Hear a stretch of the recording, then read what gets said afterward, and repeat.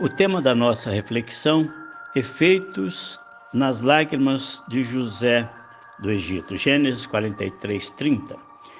Profundamente emocionado por causa do seu irmão, José apressou-se em sair à procura de um lugar para chorar e, entrando em seu quarto, chorou. Jacó habitou na terra de Canaã, onde seu pai tinha vivido como estrangeiro. Gênesis 37, 1. José, por ter nascido no período de velhice de Jacó e Raquel, verso 3, era amado por Jacó, que lhe deu uma túnica longa. Quando os irmãos perceberam o amor e a dedicação do pai Jacó a José, muito ciúme e inveja por parte dos irmãos, verso 4. José tinha 17 anos e pastoreava os rebanhos com seus irmãos. Ajudava os filhos de Bila e os filhos de Zilpa, mulheres de seu pai, e contava ao pai a má fama deles. Verso 2.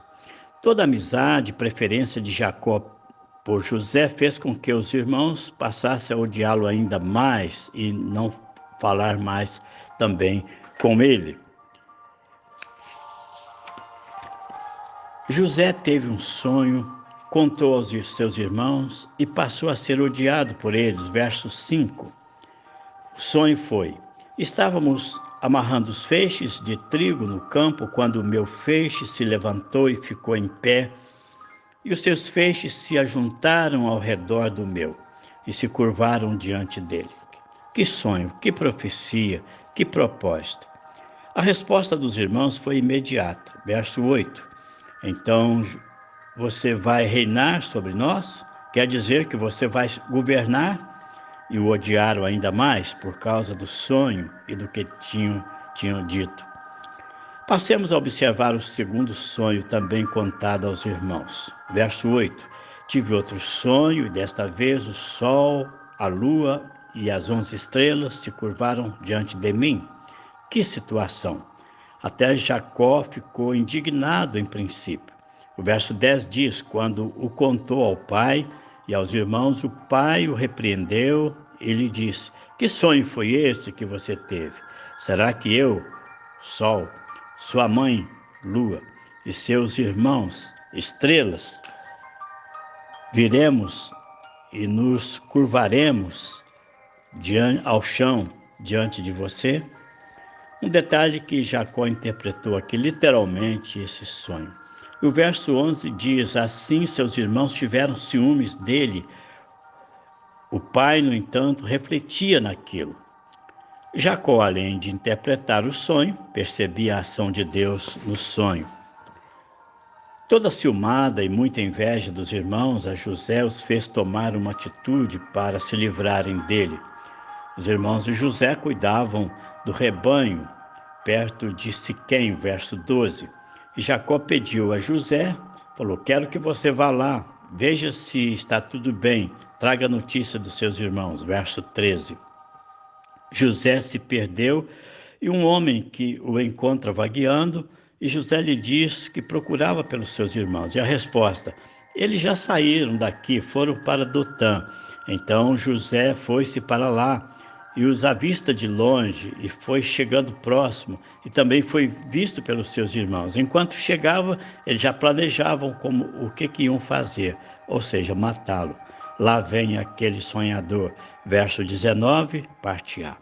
Rúben então intercede: não lhe tiremos a vida, joguemos-nos naquele poço aqui no deserto.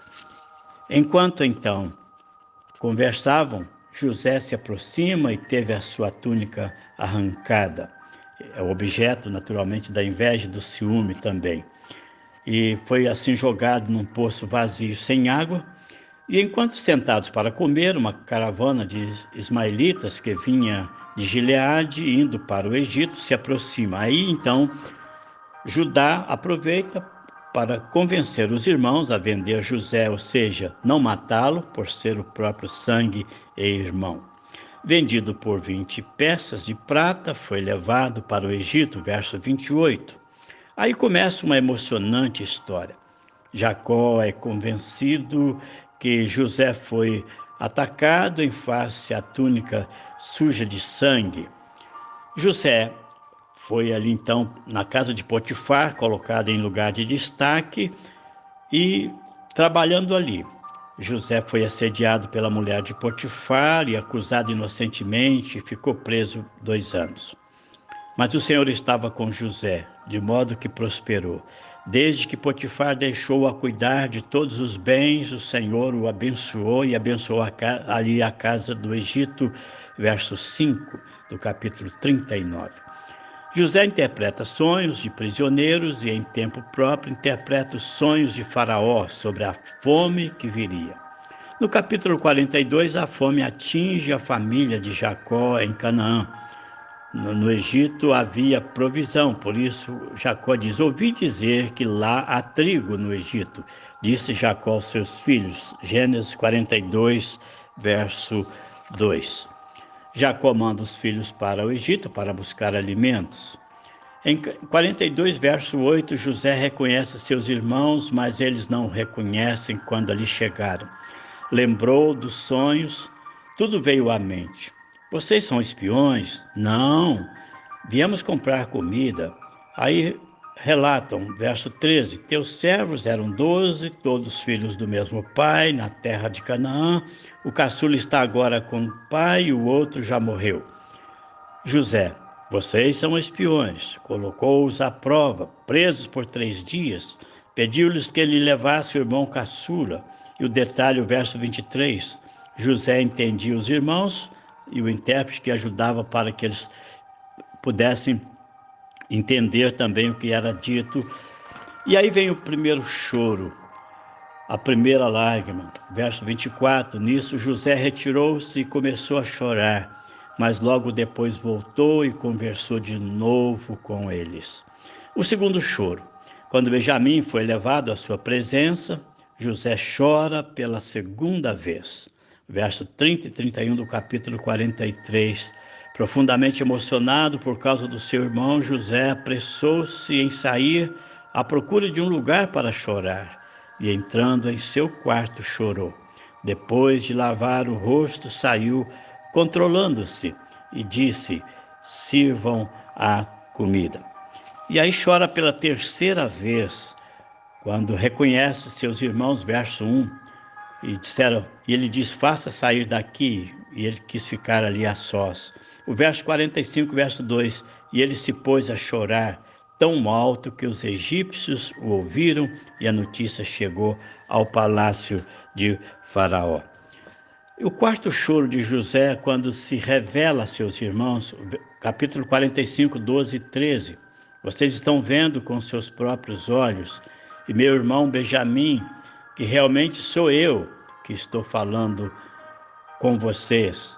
Contem a meu pai quanta honra me prestam no Egito e tudo o que vocês testemunharam, e tragam meu pai para cá depressa. Verso 14, então ele se lançou chorando sobre seu irmão Benjamim e o abraçou, chorando a quinta vez que ele chora.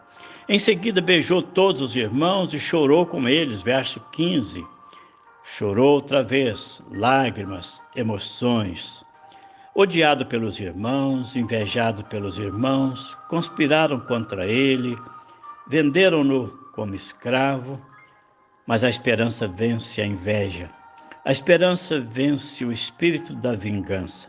A esperança venceu o derrotismo. A esperança converteu-se em realizações. José teve compaixão. José perdoou sem reservas. Choro e lágrimas do perdão. O choro da resignação. O choro da paciência. O choro da fé contemplada.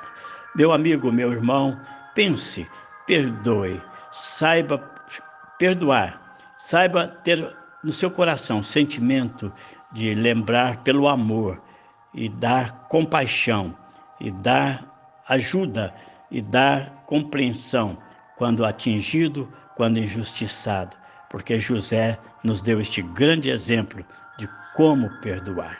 Que o Senhor, portanto, abençoe você e que bom que pudemos refletir um pouco sobre as lágrimas de um homem que, sob a ação de Deus e direção de Deus, sobre perdoar e nos dar este exemplo.